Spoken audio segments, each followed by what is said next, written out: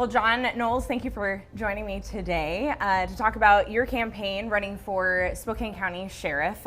You've got the tea. We both have tea, but I have the questions. So we'll Perfect. Start out with a real tough one. What tea did you choose to drink today?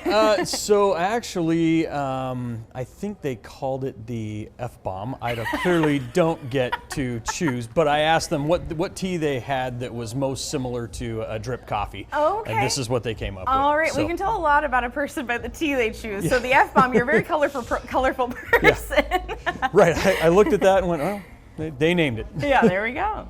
So tell me why you decided to run for Spokane County Sheriff. So about 6 years ago, when Sheriff Knezovich was first considering maybe not running again for sheriff, I had a conversation with him about that, and he indicated at that time that there was a consideration. And I kind of took stock of the other police leadership within our department, outside of our department, people who I thought might be interested in running for sheriff that I felt would be qualified and good fits. And I talked to two men in particular and said to both of them, do you have any desire to run for sheriff? Because if that's the case, I would love to be an undersheriff with you and for you and be a member of your command staff and support you 100%. That sounds like it's kind of a team model approach, even just saying I want to support you. Yes, because I'm a good administrator, right? I'm a good administrator. I have an immense amount of knowledge in police and policing in general, and had built a career around that. And it's not about, running for sheriff isn't about ego for me. This isn't something that John Nowels has felt necessary to do for the last 25 years. I didn't come into law enforcement with the idea of being a chief of police or a sheriff or anything like that. But I do care about this profession deeply. I care that we have the most professional policing services in the country, which here in Spokane County, we do. I spent some time working for the Department of Justice in the last year in the COPS office, going out and talking to people from around this country who are police leaders, people who are working on police issues, community-oriented policing issues specifically. And I've learned that we can hold our men and women here in the Sheriff's Office and even in the Spokane Police Department up to any police department in the country, and they hold up and pass muster. They're fantastic men and women. We have very professional police officers, both police men and women in this county. And I care deeply about maintaining that. I care deeply about this community. I was raised here. I wasn't born here. I moved here when I was 8 months old. So outside of that, I've been raised here. I was raised by my parents to provide service to others and have a service-minded approach to life.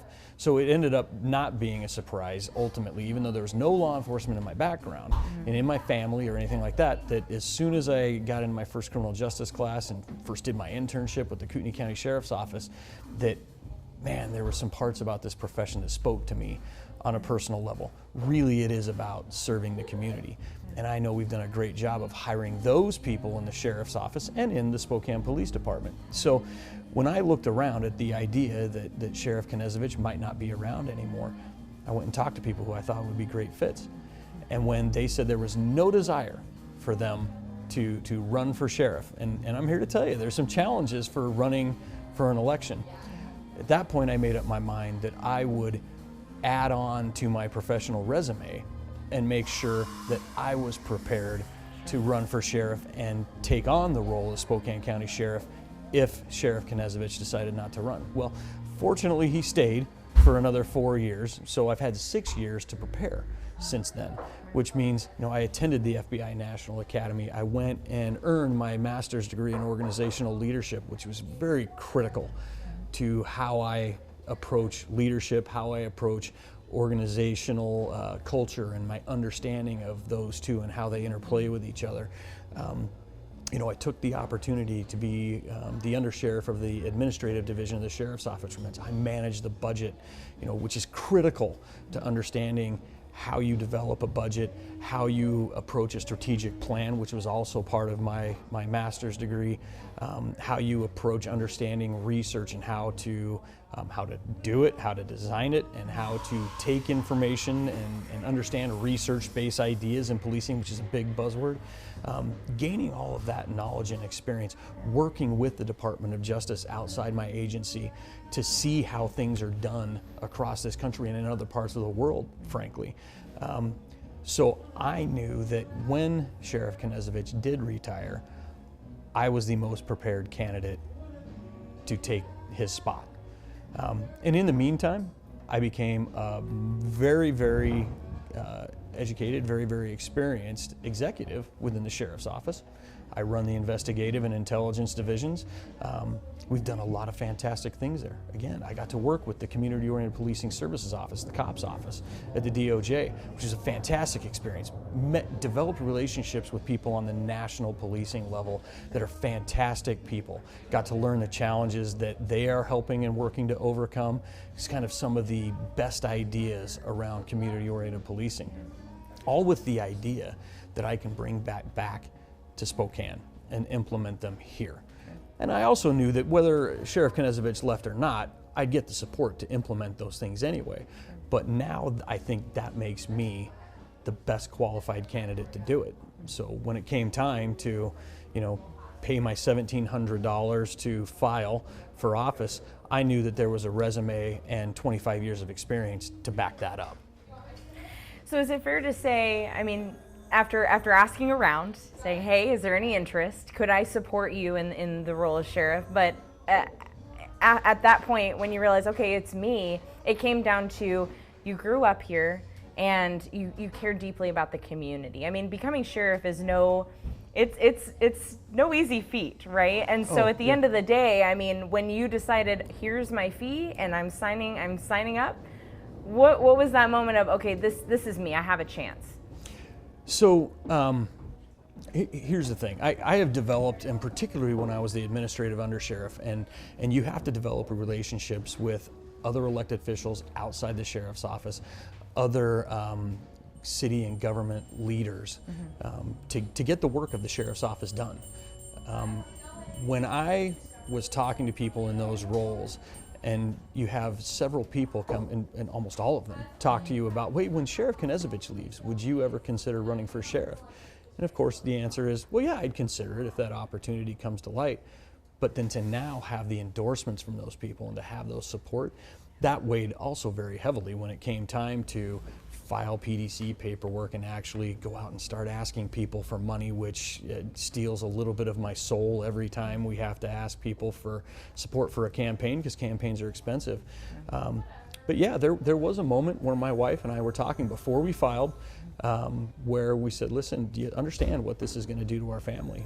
And after having a long conversation with Sheriff Knezovich about what the effects of a campaign and what the effects of actually holding the office of sheriff have had on him, had on his family, had on his emotional well-being, and going into this eyes wide open, my wife and I both agreed that it's like, yeah, I'm the guy who can do it. I'm the guy who should do it. I'm the one who's qualified and prepared to do it. So talk me through, you've been with the Sheriff's Office for some time now. What changes would you like to see if you're elected sheriff? So I think one of the most critical things that I think we need to focus on, and I think in every community forum I've had, I talk about the need for us to refocus on community-oriented policing. Our what deputies, does that mean, community-oriented policing? So, and we're going to talk about this, yeah. and I'll kind of illustrate this through kind of a story. When I started with the sheriff's office, we had almost as many people working the street, in fact, actually physical bodies working the street, than we do today. We have more authorized positions almost today in 2022 than we did back in 1998, but those numbers are not as far different as they should be. And obviously the county's population has increased, our calls for service have increased as the population demographics have changed, between age and we've had an influx of high density housing out into county areas and in the Spokane Valley and those areas we serve. So crime's changed, the population's changed, call loads have changed over the years. So when I was a deputy working the street, or when I was a detective, we had the ability to stop and do community-oriented policing functions, such as not only could we stop and talk to kids who were going down the street, or just out minding their own business, just having positive police contacts that weren't enforcement contacts. But if I went to a burglary call, I could take the time on that burglary call to talk to the homeowners, maybe go out and talk to the neighbors about what they saw, maybe check to see. At the time, back in 1998 to 2004, when I was first working in patrol on the street, not a whole lot of electronic surveillance around like there is today, but you could go out and talk to neighbors and say, hey, did you know your neighbor was a victim of a crime? Did you know, and the statistic I know now that I didn't know then is, did you know that you're now 3 times more likely to be a victim of a property crime yourself now that your neighbor was one? And to have those kind of contacts, non-enforcement, not telling you you're doing something wrong, but those kind of contacts that give the public the idea that, oh, this cop cares about me. And the time to get to know the people we're serving in the community, to know that that neighbor works down the street at this store, or does this for a living and has this many kids, their kids go to school here. Hear from them what their kids' concerns are, and to be able to address those things, right? That's non-enforcement stuff. But the community gets the idea that this deputy understands who I am. Well, over the years, as those call loads have increased from 2007 to now, I think the call load in the valley itself has increased 71%. That's calls for service, 71%. Our staffing has not increased to match that. Yeah. So what has to give? Well, the deputy's ability to do those meaningful community-oriented policing contacts is incredibly narrowed, right? We want our folks to be able to do those kinds of policing activities. Certainly we'd love, and one of my plans is to introduce a community resource deputy program. And I don't want to make it sound like this is huge innovative program. I'm literally copying things that have been done all over the country to great effect. Even the Spokane Police Department has neighborhood resource or neighborhood conditions officers. So we want to kind of copy that. Is this different than from a neighborhood resource officer? Same thing. Oh, okay. So it's going to be in name, right? Same concept. Yeah. Now we are clearly going to tweak it and make it our own. And what I envision for this program, which I've talked to all of the 3 current county commissioners who have all endorsed me for sheriff because of the relationship I have with them. It's important to the public to know that, because this program is going to cost money. Yeah. And when I talk to these folks who have to fund this about the program, they nod their head and say, yes, that's exactly the kind of policing we want our deputies to do. So we can take a deputy, assign them to a geographic area, a neighborhood. And the neighborhoods are, we all know, the neighborhoods throughout the county, throughout the city, they're all different. Demographically different, the crime that they're subjected to, the disorder they're subjected to is all different. So they may vary in size depending on what kind of problems they are. But you're going to have a deputy who's assigned to that neighborhood. They're not going to necessarily be assigned for calls for service, but they're going to have to get out, get to know the neighbors. Not just the people who are committing crimes, but I want you to know the good people in the neighborhood who are becoming victims of these crimes. What would that look like? I mean, door knocking, hi, I'm in the neighborhood. Absolutely, yeah. Absolutely. But making sure that they have an office in that area that they staff reasonably predictably, and it's that same deputy every time. And the people know that if I've got something, once I've developed a relationship, or if I want to go develop a relationship with that deputy in my community, I know where to go find him or her.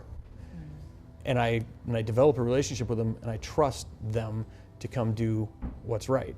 So the more information that we can get from them because of that relationship of trust, we can start to solve all sorts of crime and disorder in ways that maybe are non-traditional. Right? And the ironic part of that statement is this is really the kind of policing we did back in the 40s and 50s and 60s. So when we say non-traditional, it's maybe going back to the traditional, sure. Right? I call it the simplicity that lies beyond sophistication. Because of our lack of resources, we become so sophisticated in some of our approaches to crime control.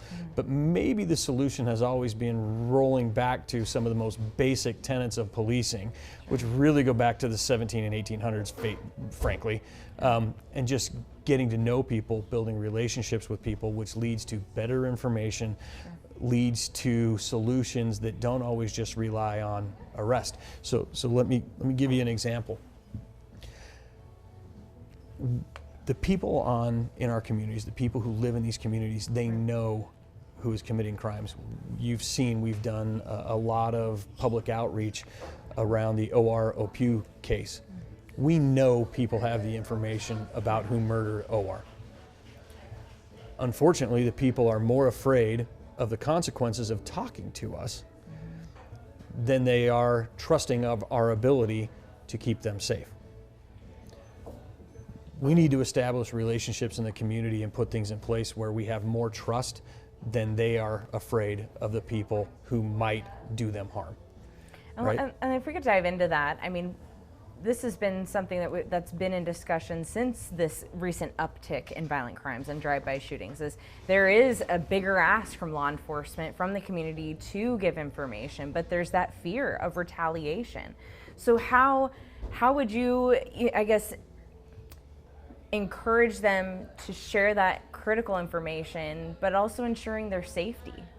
So it is first, we need to establish a relationship of trust, and that's broader than just individual. It starts individual to individual, but it needs to broaden out to the entire community, where the community understands, hey, the police really are there, and they do have the resources and tools to help us.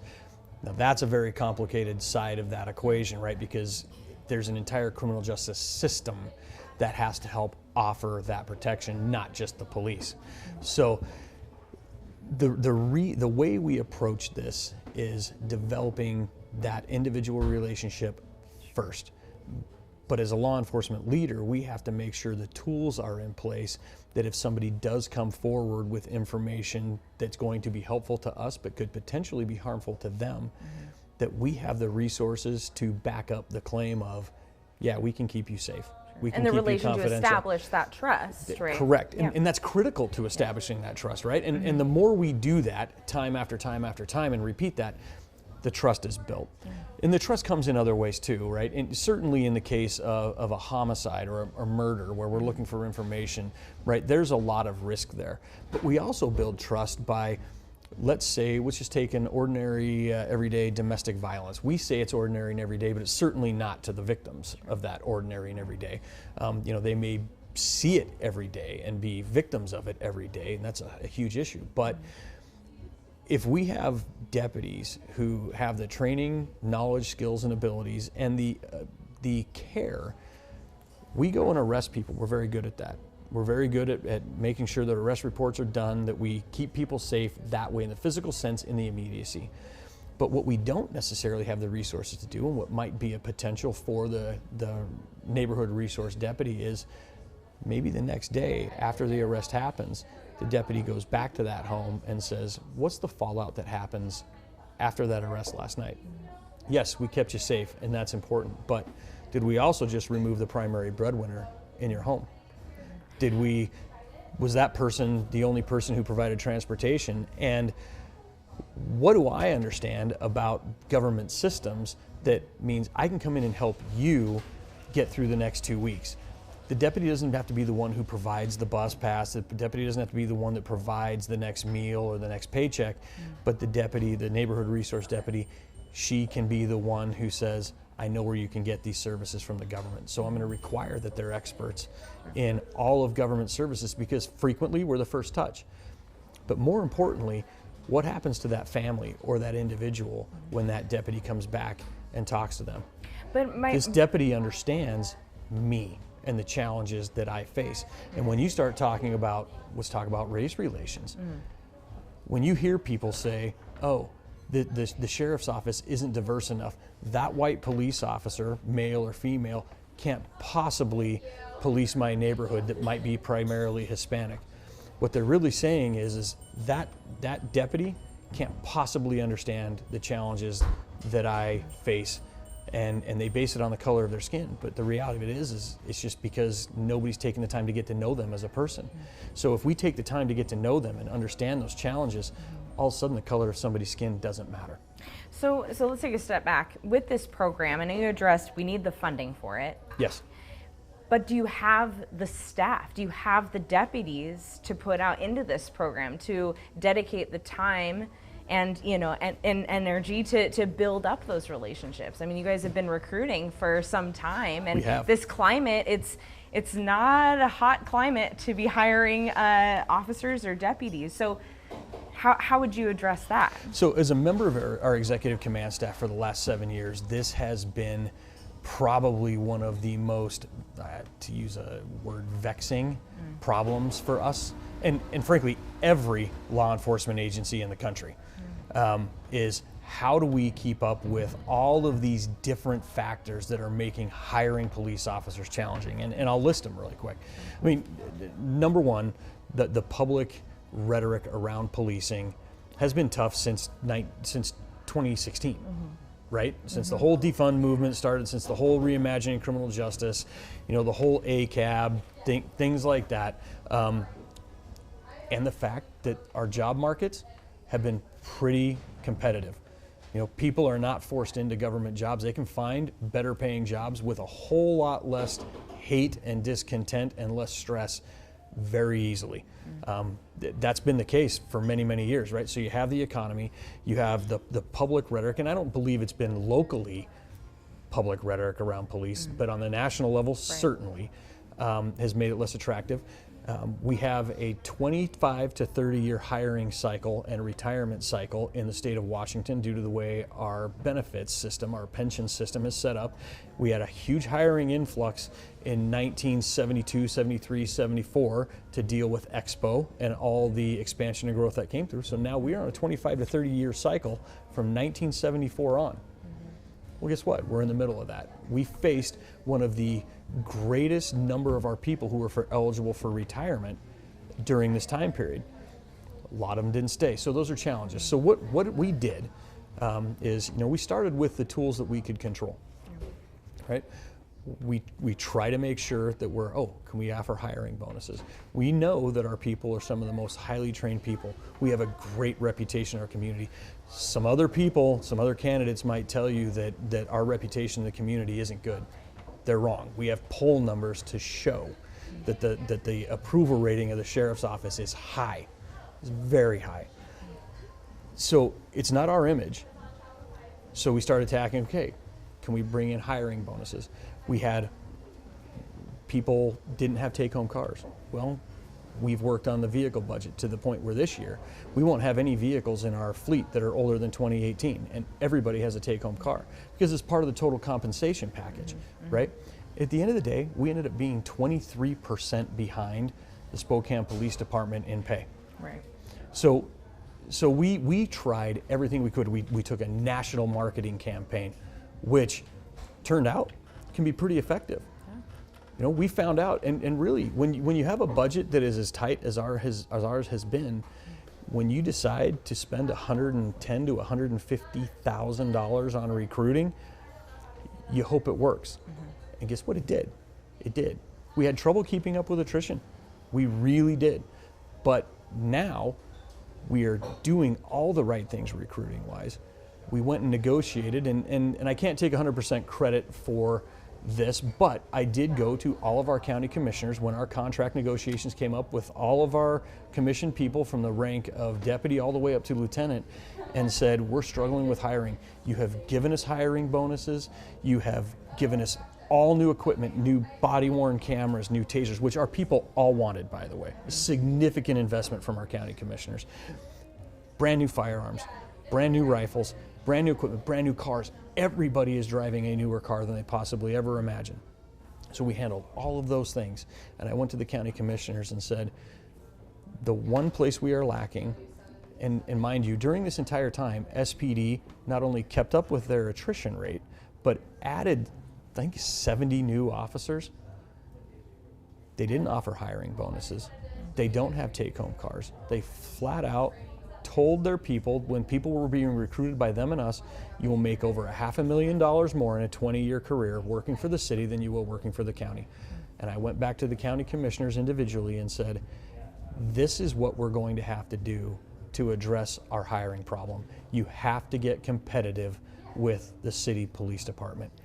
They listened, and between the county commissioners, really, really good leadership on the union's parts, both the Deputy Sheriff's Association and the Lieutenant's Captain's Association. And I'm sure the negotiators for the county felt like they were getting beat up by the unions and by myself and the other member of command staff who were there. They agreed, and they got within 4% of the city.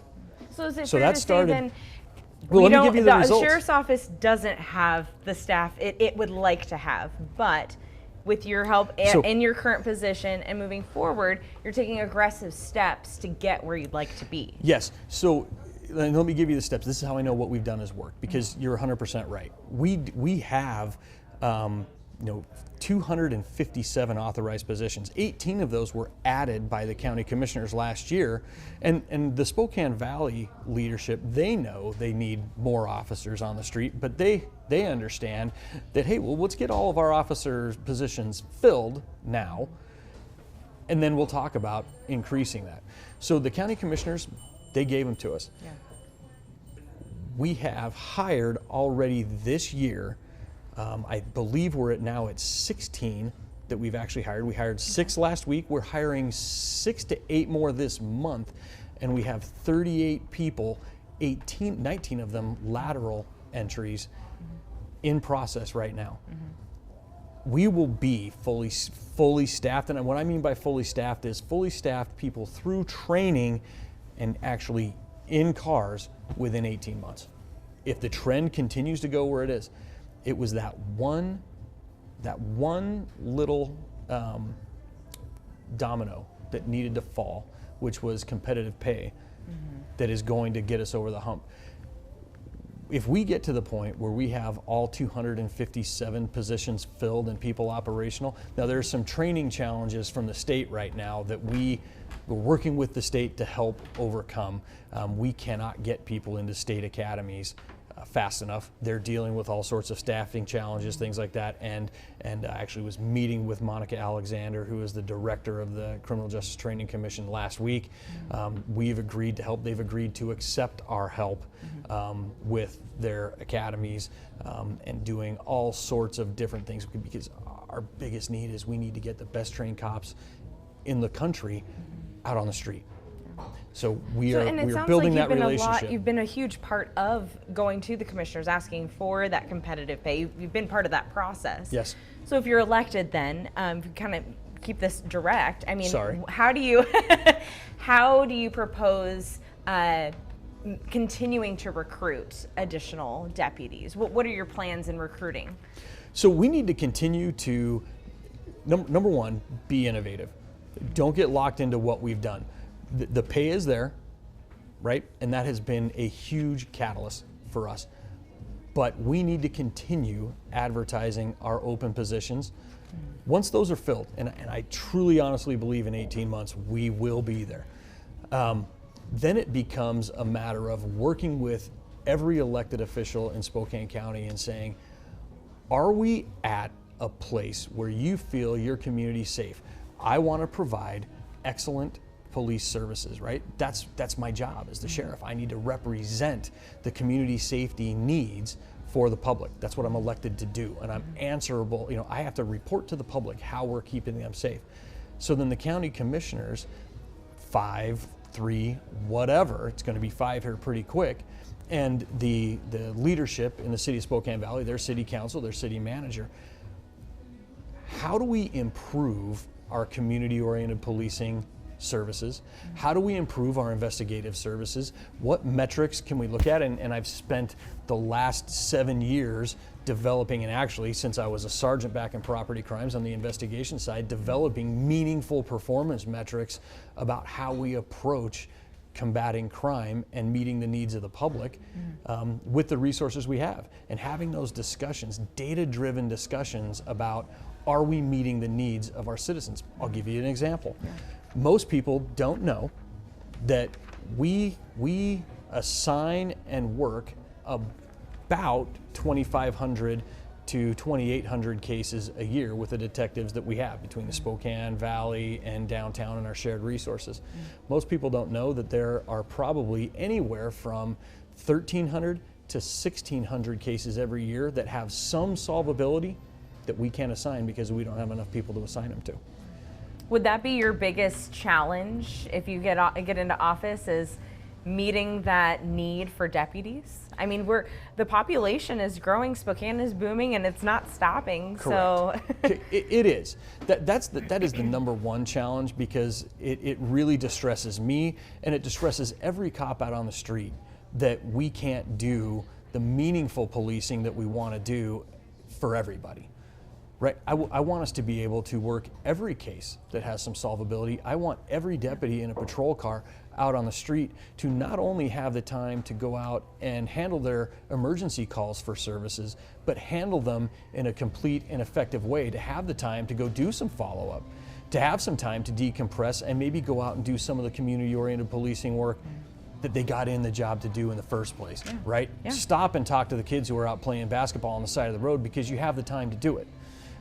And right now, our folks, I think they want to do it, they have a desire to do it, but they're so busy running from emergency call to emergency call to emergency call that they can't do it. I would love our deputies to have the ability, the patrol deputy, to have the ability to go to the monthly Grange meeting in some of our outlying areas. Sure. There are fantastic people out there that want to know our deputies. They don't possibly have the capacity to do that right now. I think we'll move on, but before we do, can that happen with the amount of staff that we're expected to get, or will it happen despite the amount of staff, this program, or does it only happen if we hire more Here's staff? the thing, with our 257, yes, we can do the program. To the degree that it occurs, it's debatable, right? Because is more better, right? Can we shrink down those communities so we have maybe we go from 10 to 20 neighborhood resource deputies, right? Because right now, I'd have to staff South County for those 3 to 5 cities that are down in the South County. Maybe I only have one neighborhood resource deputy to cover them. Yeah. But wouldn't it be great if I had the staff and the funding to put one in each town? I guarantee you the citizens in those small towns would love it. So that becomes the debate of, okay, is there funding there to do it? Because we can add a bunch of cops. It's great. It just depends on what outcomes we want. And we talked earlier, prior to this interview, about, and what effect does that have on the rest of the criminal justice system? Because that certainly inflates the demand for cost on the outside, because it would potentially require, now not so much with the neighborhood resource deputy program, they will be making arrests and they will have a responsibility to address crime in those neighborhoods and coordinate resources, whether it be proactive patrol, whether it's just speed enforcement, things like that. But to some degree, there's always going to be, no matter how many cops you hire, there's going to be a direct impact on the rest of the criminal justice system. We're going to need more jail beds. We're going to need more prosecutors. We're going to need more public defenders in a system where we already need more of those. You're going to need more physical courtrooms. You're going to need more judges. You're going to need more support staff. And then guess what? That's also going to affect what happens in the county clerk's office. It's going to affect what happens in the county auditor's office. So what might be, I know people talk about, hey, we need 100 more deputies. Well, that's a $17 to $20 million budget impact of just the sheriff's office alone, but it's much higher for the entire budget for the county. And we have to balance all that. And you have to have police executives who are willing to sit down and talk with these other departments, understand those impacts, and come up with what's right for the community, particularly in a time when our polling indicates that our public's concern right now, and certainly when I'm out talking to community, is very concerned about violent crime. Exceptionally concerned. That's the number one thing. But number 2 is inflation, and number 3 is increased taxes. So when we start talking about adding officers, to what degree, but yet the number 2 and number 3 concerns of the public are money driven, it's hard discussions that you have to have with legislative bodies about going and increasing taxes on people when the economy's getting tough. Everybody knows everybody's gas budget is shot. Mine's been shot. I'm here to tell you, it's been a long time since I had to consider how much I was spending on gas, but in the back of my head now, it's hitting every day. So when you talk about, potentially $100 million a year impact for some of this, there's some considerations to be had, some really hard conversations. So let's move on to some of the topics that our viewers have wanted to hear your stance on. So right off the bat, what is your stance on gun rights? We've had a slew of developments in Washington state laws, ghost guns, a limit on to 10-round magazines, and the passage of 1639. So where do you stand on gun rights? So here's the thing, I'm very pro Second Amendment. I really do believe we have a right to keep and bear arms, right? And clearly so did our founding fathers. I also firmly believe in our balance of power. People want to argue and talk about what's constitutional, what's not constitutional. Well, that's what we have our court systems and the judiciary to do, to balance out what goes on in the legislative and the executive branches. The judiciary will ultimately tell us what's constitutional and what's not, right? I am a proponent.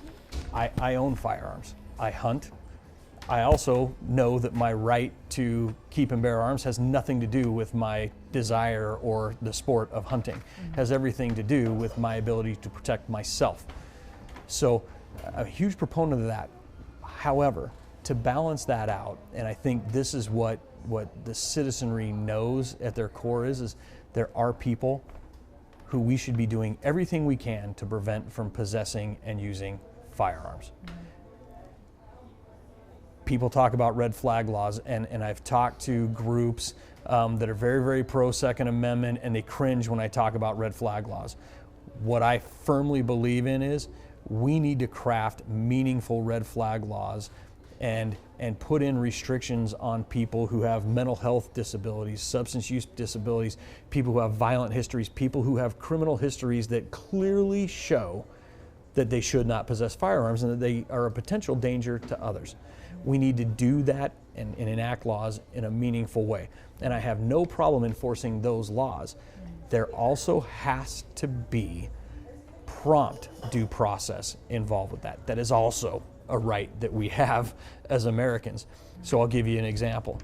We have a lot of domestic violence protection orders that temporarily, at least, without even being seen or without anybody being able to have a hearing to defend themselves, a right to remove firearms from people's protection, or from people's possession. Sure.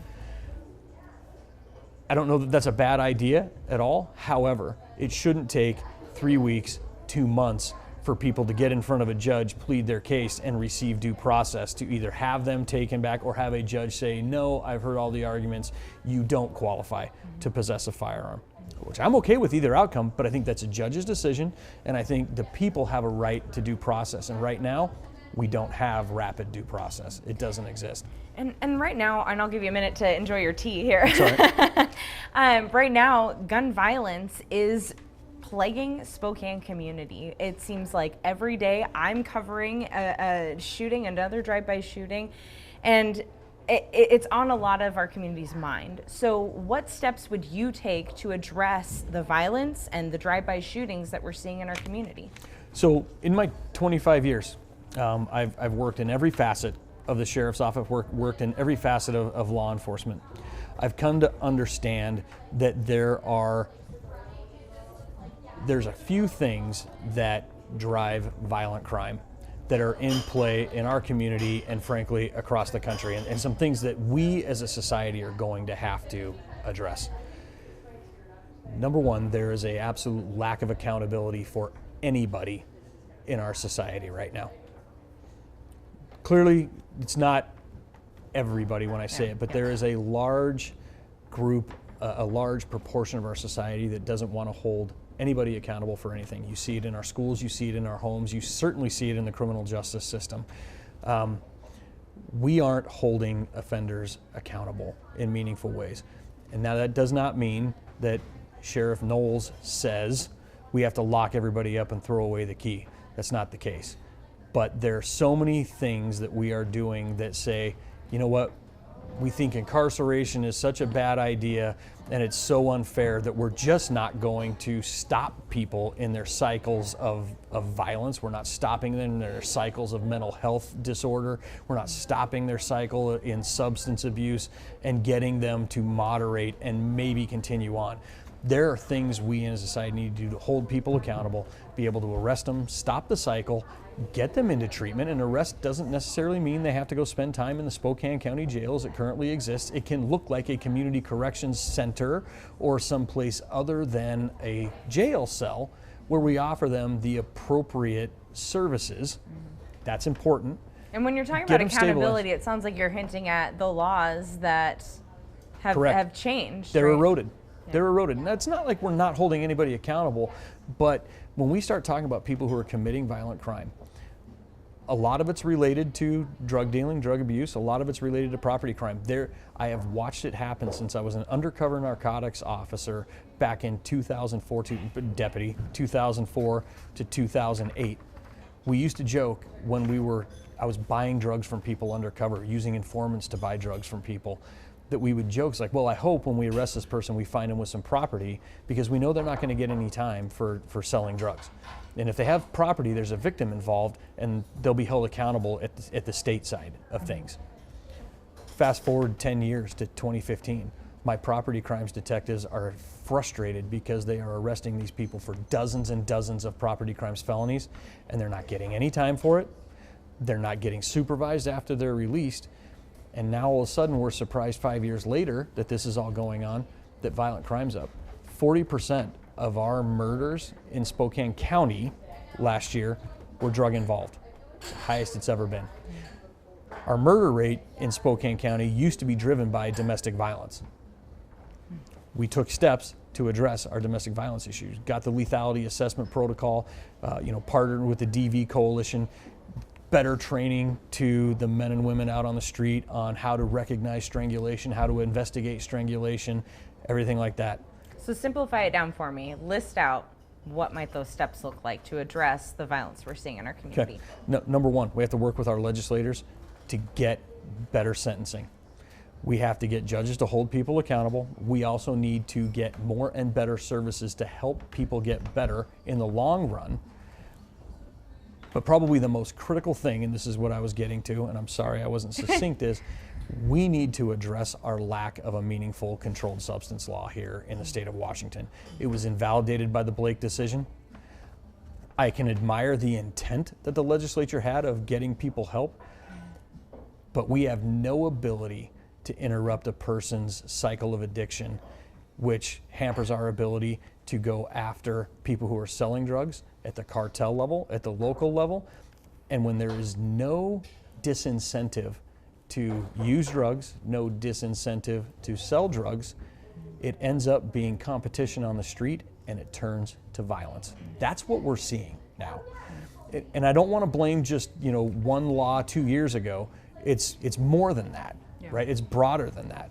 But what we can do, the most meaningful thing today, is get a meaningful controlled substance law for us to help people get better, number one, but to hold people accountable, which helps us go after everybody else. All the other stuff needs to be solved too. Right. But that's one thing we can do immediately. So. Now, over the years with Sheriff Knezovich in office, he's been very vocal about policies he either agrees with or doesn't agree with.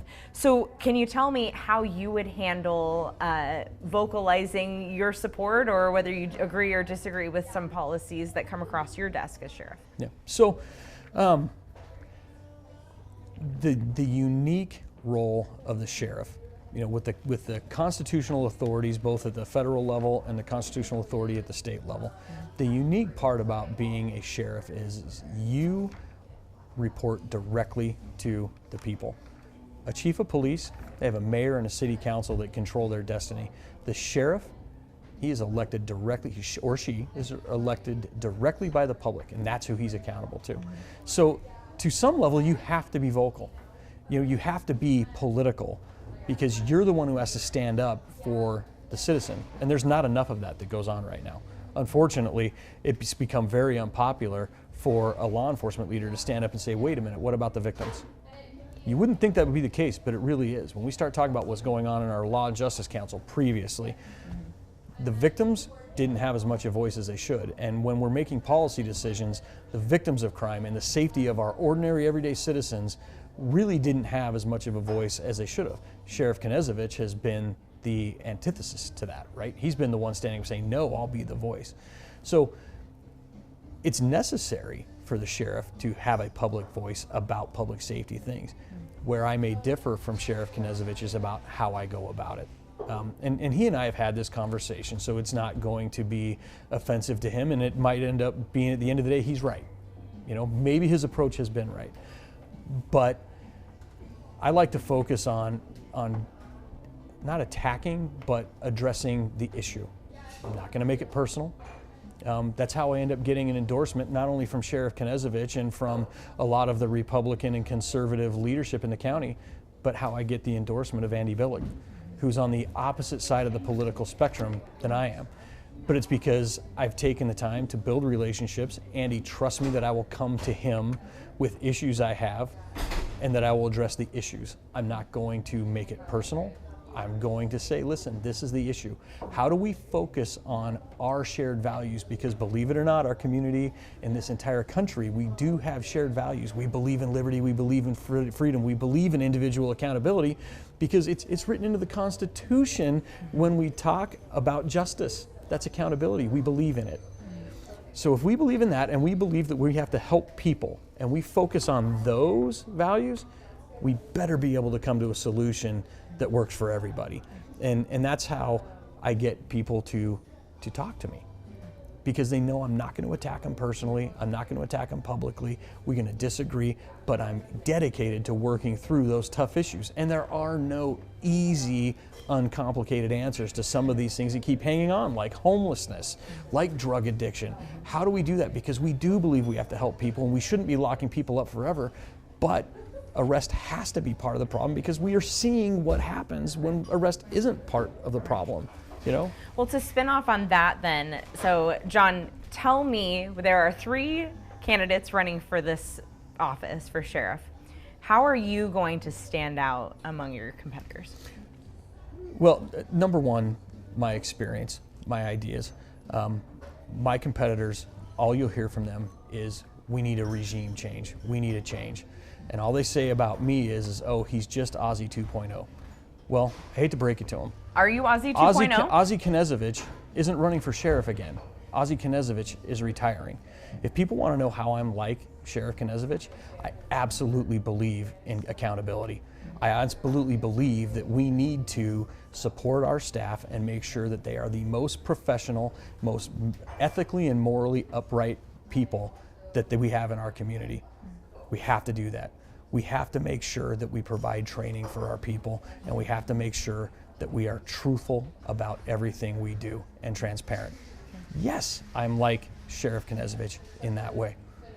Their issues with him, a lot of it comes down to personality and the way they perceived his approach to personnel. Well, I'm a completely different personality than Ozzie Knezovich is. Good, Give me an example. Good, bad, Give me an example. Good, better. Well, I just did when I talked about how I would approach some of these issues.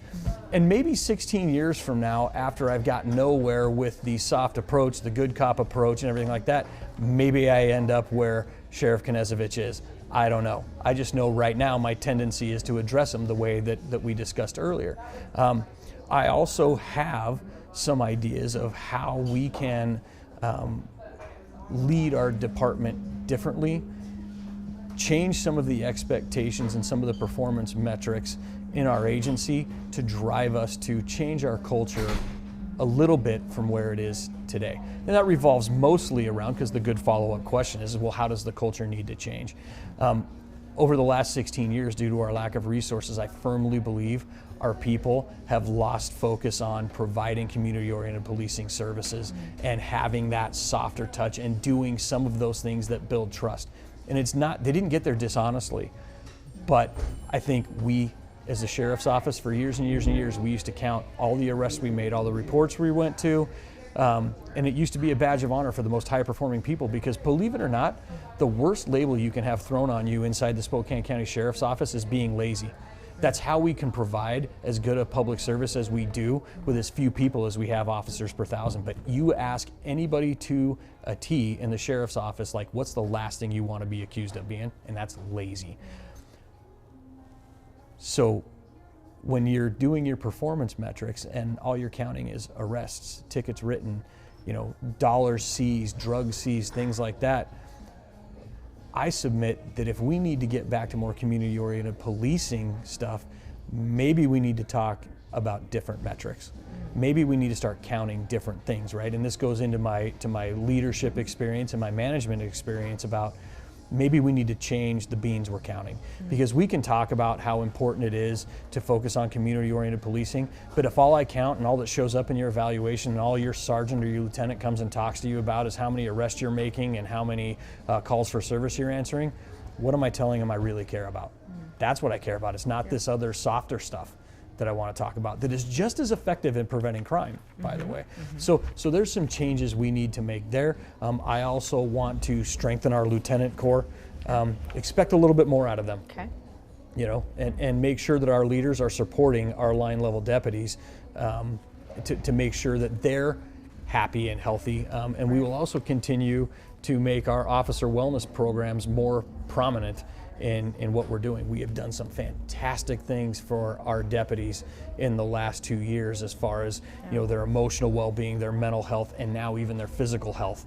We just spent $180,000 doing an evaluation for every member of our agency, commissioned and non-commissioned, about their risk for heart attack, because heart attack affects deputies, commissioned officers nationwide 22 years before it affects the general public. I want to hit you with some rapid fire questions wrapping up here. So we have some viewer questions that we wanted to go through with you. Okay. Can you talk about if you would support a new jail that focused on addressing drug and alcohol abuse diversion programs instead of incarceration? You kind of touched on this, but just what are your thoughts on that? So I think, yes, we need a new jail, just in the respect that the current jail, as it's currently constituted, is not safe for the inmates and it's not safe for the people working there. It's inefficient.